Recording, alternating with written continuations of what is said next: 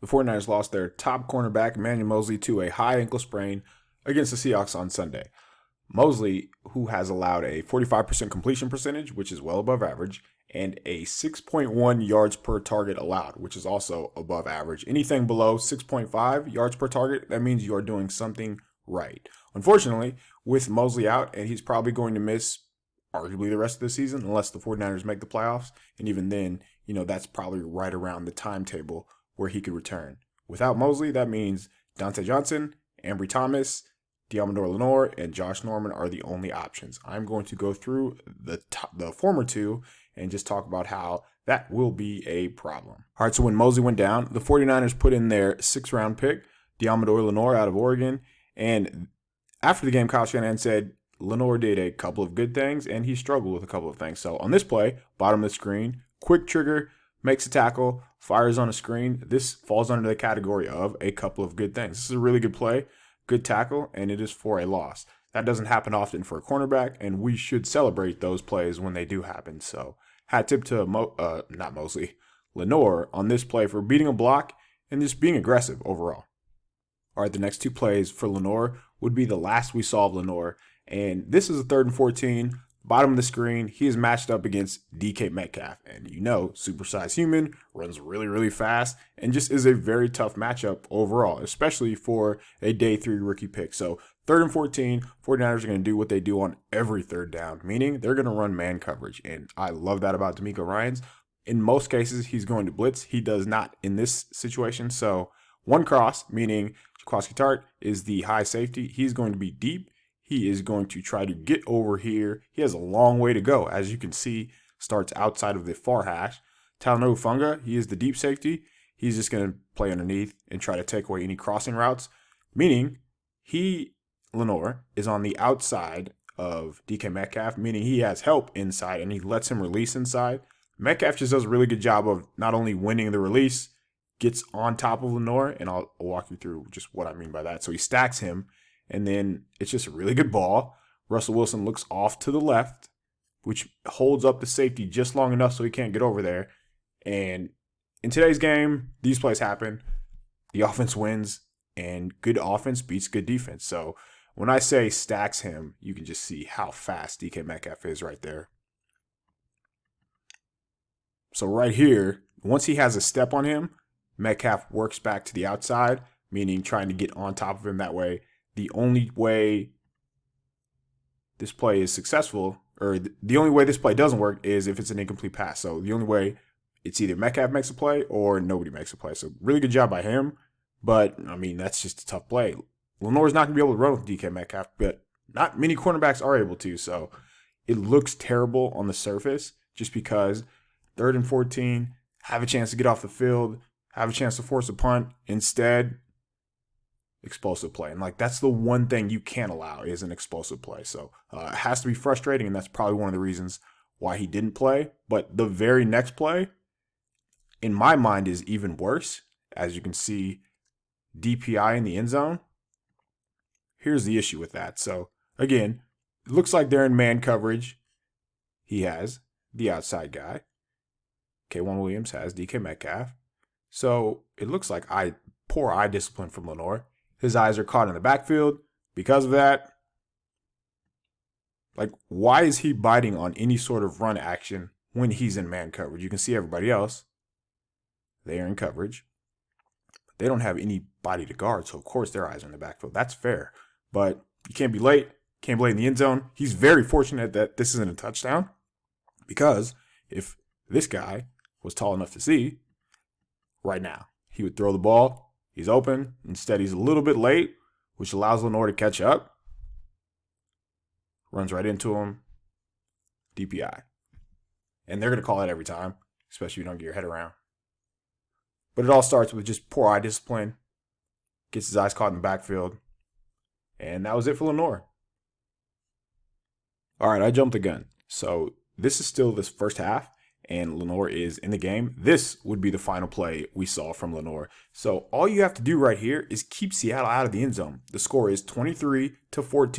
49ers are up on the road, and they get the ball coming out of the half. So not allowing Seattle to score would be huge, like imperative to them winning the game. Unfortunately, that does not happen because the rookie has two big mistakes here. So the first one is just guarding grass in no man's land. So as you can see from this route combination, it's essentially going to be Lenoir and their Seattle second round pick, Dwayne Eskridge, in the entire side of the field because he's going to get out of here. He's going to get out of here. So let's run it here. All right, as you can see right here, there's nobody else to worry about.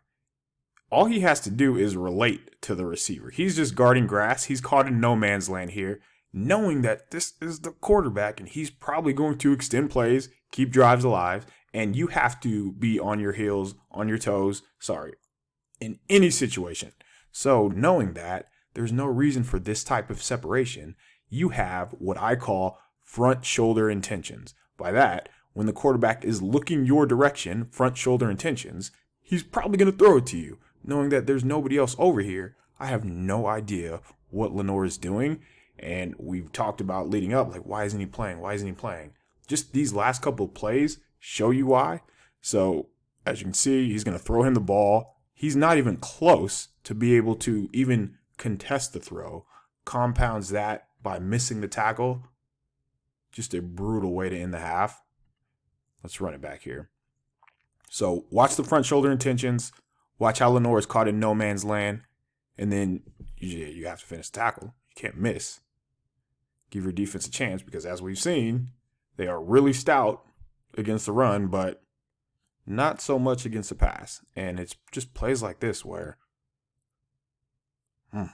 stay on your feet to make a tackle. That drives me insane when DBs leave their feet to make a tackle. But rough few plays, rough sequence there for Lenoir. And from there, we saw Dante Johnson. And after the game, so on Monday, Kyle Shanahan said that Ambry Thomas could push both of the starters. And I thought that was pretty interesting just because when I was watching the game, I didn't realize how poorly Josh Norman had played. I knew he gave up a touchdown, but it was spiraling out of control once we got to the third quarter.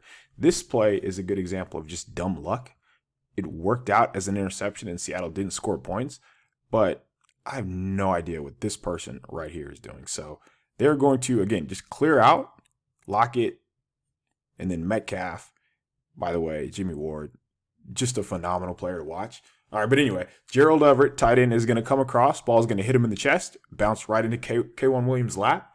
Watch what Josh Norman is doing here. So, again, I always talk about relating to a wide receiver, guarding somebody, not guarding grass. The receivers clear out. As soon as one or two leave, so in this case, the number one receiver leaves, your eyes should jump back inside and find your next threat. K'Wan Williams has to drive on the flat route, and he does his job. He's relating to a receiver. As you can see, everybody else relating to somebody in their zone. Meanwhile, this guy is 6 yards in the end zone, guarding absolutely nobody. He should be driving on something, whether it's this. It probably should be this since this receiver had already crossed the hash, but that doesn't happen. He's just caught in no man's land, as was Lenoir. Fortunately, interception, so it works out. But the process of this entire play for Norman just doesn't make much sense. There's no real reason, especially when you're backed up in the end zone like this, to keep giving ground, to keep gaining depth when there are no receivers forcing you to gain depth. All of these routes are at the front of the end zone. He's going to be 34 years old next week. He should know this.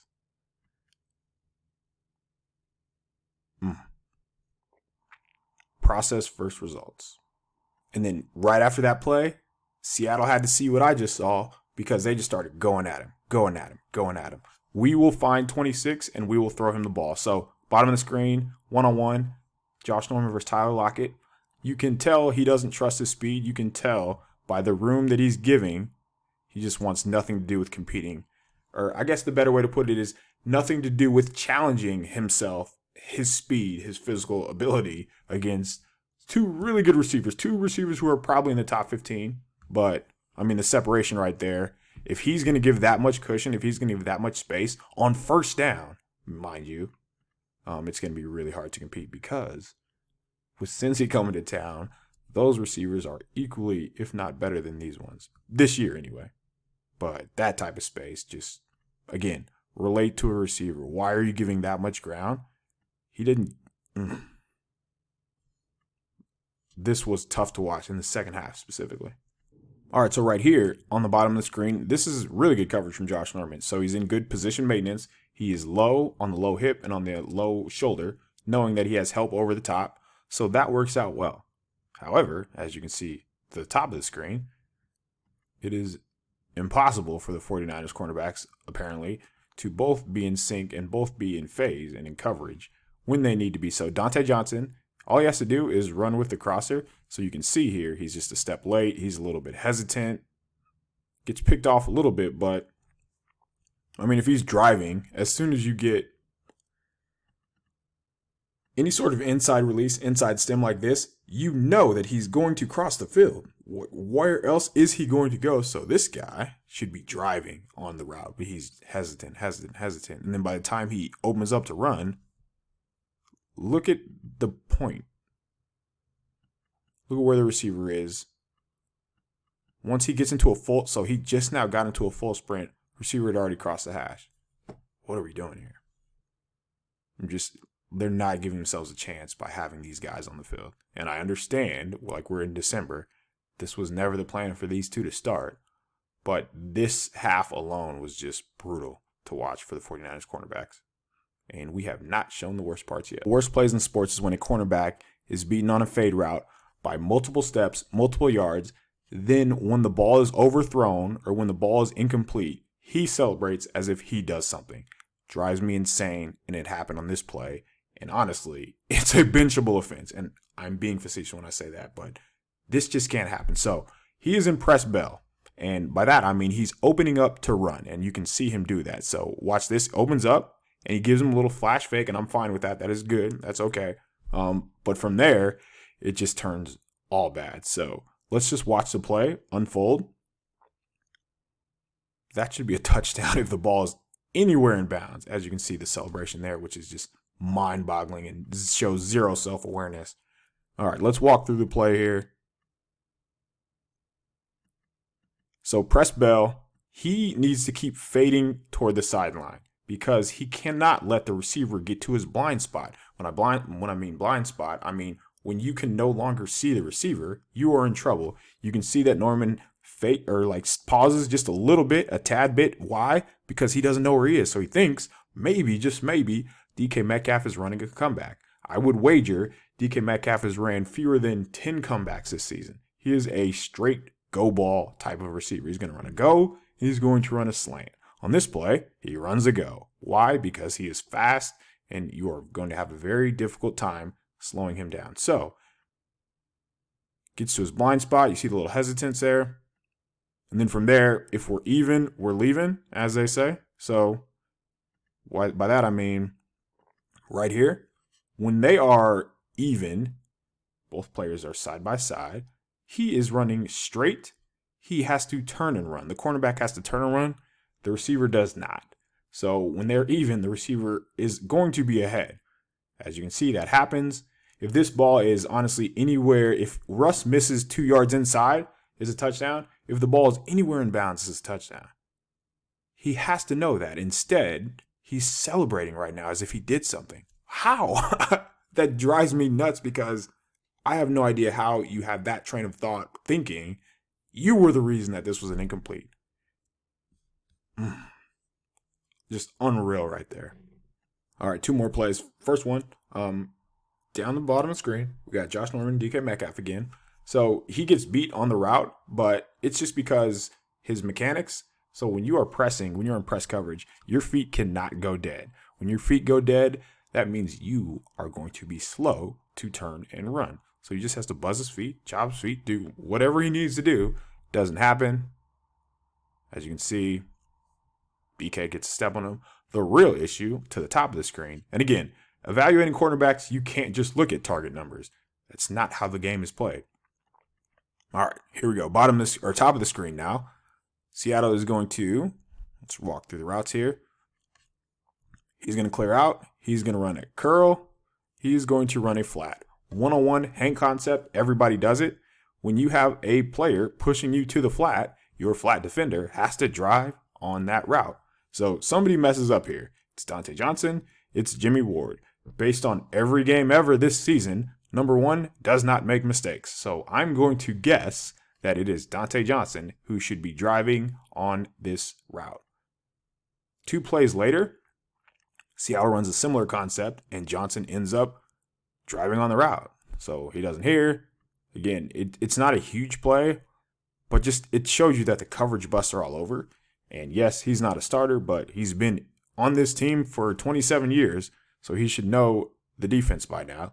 He's late. He's worried about one receiver. Again, it's not so much the yardage given up, but it's just the process of making a mental mistake. And good teams will make you pay for that. Seattle's not a good team, and they made them pay for that. I think the most frustrating part about watching all of this is that if you were to watch the front 7 and the safeties ignore the cornerbacks, you would think that this was a dominant performance because the 49ers did play very, very well. But cornerbacks matter in this league. Cornerbacks matter in a league where the ball is being thrown 35, 40, 45 times.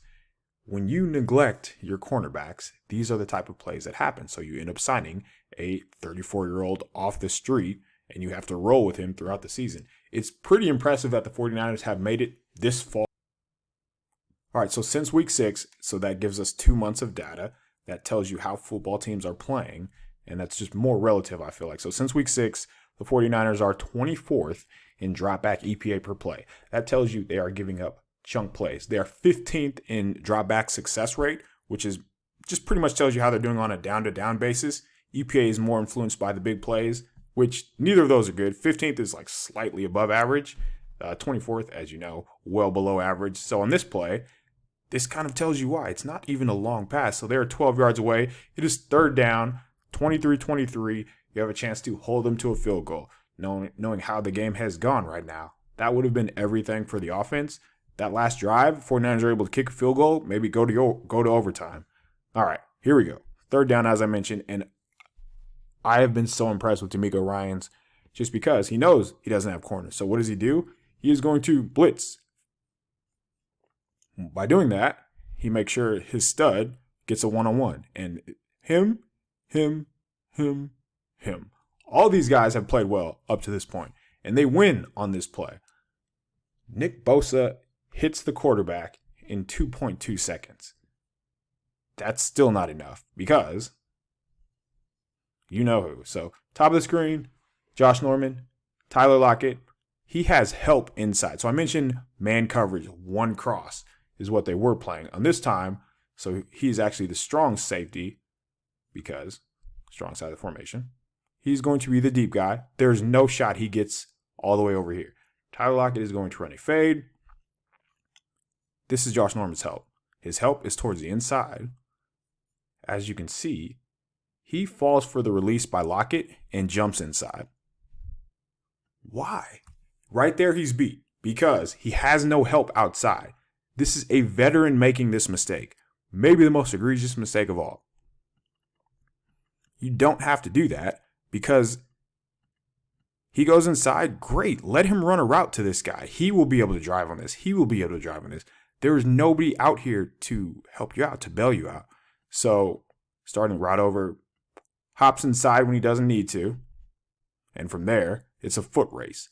When it is a foot race with Josh Norman, we know how that is going to end. Russ always throws these balls perfect, it seems like. Lockett gets a step. Lockett actually runs a really good route just by stacking and leaning him in a little bit just to give himself some space. But the Cardinal sin here is hopping inside. Doesn't have the speed to catch up. Tries to fight, tries to finish. Does a good job there, but I mean, by then, it's just far too late. And that was ball game. Norman also missed a tackle that went for a touchdown as well. He allowed so many points, extended possessions, and just allowed the Seahawks to move the chains. Watch Bosa right here. He's in Russ's grill. Look how quickly he gets there. Russ, 1, 2, 3. At the top of his drop, he's in the quarterback's face. That should be enough That's not a defensive coordinator issue. That's not a defensive line not getting pass rush issue. This is a cornerback issue. And the 49ers have had a cornerback issue all season. Again, they are fortunate that they have made it this far. But knowing that, playoff teams, the Bengals, are going to attack down the field. Most teams are going to attack the 49ers on the perimeter because they cannot run against this team. 49ers are number one in defensive success rate when it comes to running the ball at them. And they are comfortably number one. 30% success rate against the run because all of their dudes up front are good. Unfortunately, on the outside, they are not. That is killing them, and they have to do something about it. The issue is, I don't know what they do.